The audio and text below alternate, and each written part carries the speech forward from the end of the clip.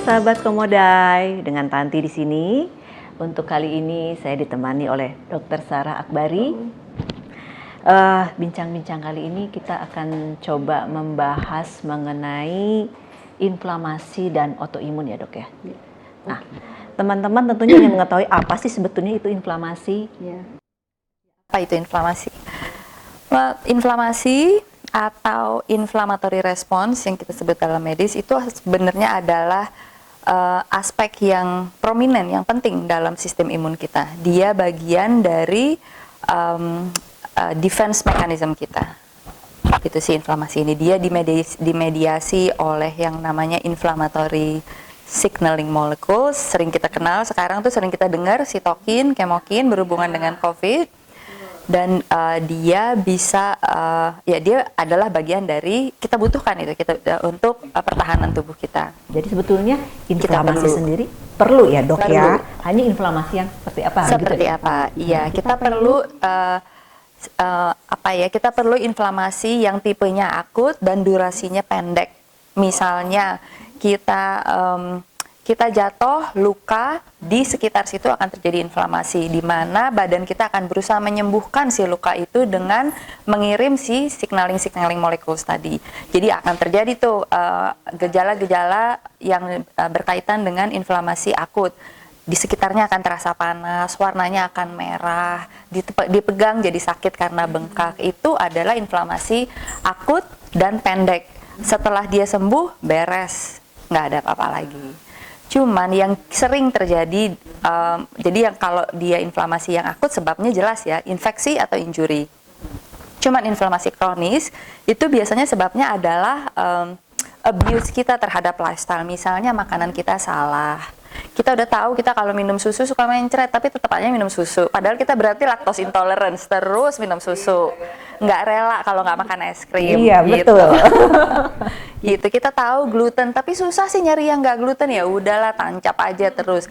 Yang begini-begini ini membuat badan kita harus beradaptasi dengan stres yang bolak-balik kita kasih. Inilah yang menjadi inflamasi kronis.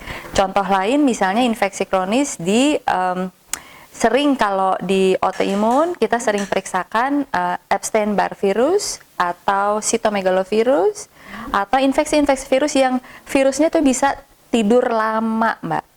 Di dalam si badan. Virus ini walaupun kita udah sembuh, iya, tapi masih ada ya dok. Iya, dan dia jadi menyebabkan yang namanya low grade inflammation, terus saja brewing dia di dalam badan kita. Inilah yang menyebabkan yang efek yang jelek buat badan, stres buat badan. Oke. Gitu. Nah teman-teman, salah satu pencetus inflamasi jadi 3 hal tadi ya dok ya, mungkin 3 virus tadi. Yang sering di ya EBV, CMV, herpes. Kita sering pikirkan apakah ada paparan infeksi lama yang belum TBC pun kadang-kadang. Jadi kita suka cari tahu apa sih sebabnya, apakah ada infeksi kronis. Badan kita inflamasi atau tidak? Ada alat ukurnya atau efeknya? Kalau inflamasi akut kita pasti tahu ya, radang akut, merah, sakit, bengkak, fungsinya terganggu, panas. Tapi kalau inflamasi kronis itu kita bawaannya yang nggak enak aja karena dia dibawa oleh si sitokin dan kemokin tadi. Jadi penyampai pesan atau messengernya si inflamasi tadi itu si inflammatory molecule, which is si sitokin, kemokin, dan dia ini reseptornya ada di mana-mana Mbak di dalam badan, sehingga gejala yang disebabkan oleh infeksi atau inflamasi kronis tadi ya di mana-mana, mulai dari yang kaku di sini, pegel di kaki, bangun tidur rasanya masih pengen ngulet, sering sakit kepala, semua yang kita rasa kayaknya dibawa ke dokter kayaknya belum perlu ya, karena masih biasa nih, cuman kaku-kaku.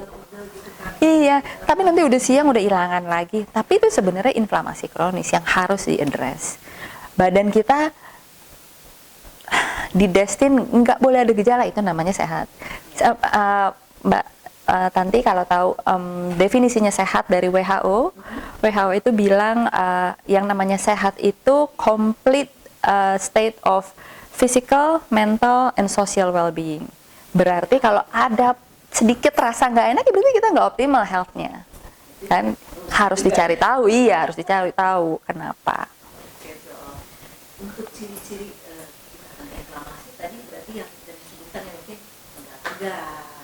Yang berlangsung lama ya, kalau kita habis olahraga pegal wajar lah ya Mbak, tapi nggak ngapa-ngapain pegal itu mungkin mesti dipikir. Demam, biasanya kita Iya, sumeng ya. Nah, dok, untuk menghindari si inflamasi ini, Anti-inflammatory life ya, balik lagi ya. Berarti kalau kita mau mau sesuatu hidup kita itu free dari inflamasi, berarti kita harus menjalankan anti-inflamasi life ya, anti-inflammatory life. Mulai lagi, balik lagi tuh Mbak, food first, balik lagi tuh makanan. Karena kita harus cari, kalau memang kita sensitif terhadap dairy ya jangan makan dairy. Kalau kita anggaplah semua orang itu harus membatasi gluten, ya kurangilah gluten gitu. Makanlah makanan yang alami ya, natural, yang nggak ada kadaluarsanya. Itu yang kadaluarsanya itu artinya dia udah busuk, ya kan nggak ada tanggalnya gitu. Dan kita harus mau bergerak. itu bergerak ya. Nggak perlu olahraga ya, bergerak. Kita harus mau bergerak. Terus Ada stretching. Iya, karena memang badan kita didesain untuk bergerak ya. Ancestor kita dan moyang kita kan bergerak. Negara-negara blue zones tuh yang umurnya panjang-panjang, ya pasti dia bergerak. Yang dari tempat tinggalnya ke tempat kerjanya mau nggak mau harus jalan gitu.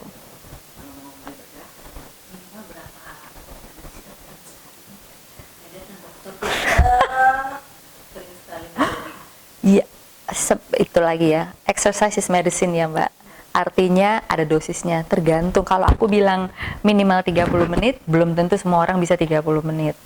Jadi yang penting kita harus bergerak. Dan sesuai dengan dosis kemampuan masing-masing, lama-lama targetnya adalah minimal 30 menit sehari. Dan 30 menit itu nggak perlu sekalian 30 menit loh. Boleh. Pagi 10 menit, siang 10 menit, sore 10 menit itu oke. Jadi nggak ada alasan bahwa nggak ada waktu 30 menit mestinya. Kita harus biohack diri kita. Emang kita tahu kita harus makan yang benar, makanlah yang benar. Memang kita tahu kita harus bergerak, ya bergeraklah. Gitu. Mengenai makanan. Makanan yang anti-inflamasi. Harus suplemen. Suplemen sesuai namanya tadi Mbak, suplemen is menambah sesuatu yang dasarnya kita udah punya. Dasarnya tetap food first, selalu makanan dulu. Ya, makanan berwarna, antioksidan, antiinflamasi itu ya makanan yang berwarna deh. Yang cari, usahakan sebisa mungkin katanya 5 warna dalam sehari. 5 warna sehari ya dok ya. Ya tuh cari deh.